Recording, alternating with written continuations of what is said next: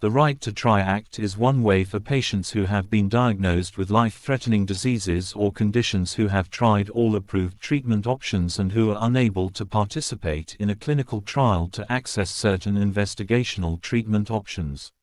FDA's role in implementing the Right to Try Act is limited to receiving and posting certain information submitted to the agency. For patients with serious or immediately life-threatening diseases or conditions, the FDA remains committed to enhancing access to promising investigational medicines for those unable to access investigational medical products through clinical trials. This is the mission of our Expanded Access Program. The agency is dedicated to these purposes, and it has been for more than 3 decades. The Right to Try Act permits, allows eligible patients to have access to eligible investigational drugs. A patient who is eligible for Right to Try is a patient who has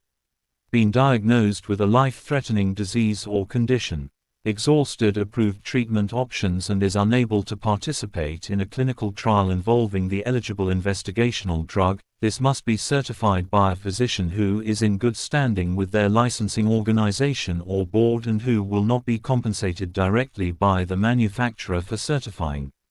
provided, or their legally authorized representative has provided, written informed consent regarding the eligible investigational drug to the treating physician.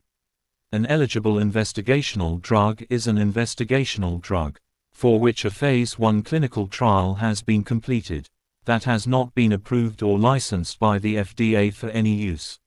for which an application has been filed with the FDA or is under investigation in a clinical trial that is intended to form the primary basis of a claim of effectiveness in support of FDA approval and is the subject of an active investigational new drug application submitted to the FDA, whose active development or production is ongoing, and that has not been discontinued by the manufacturer or placed on clinical hold by the FDA.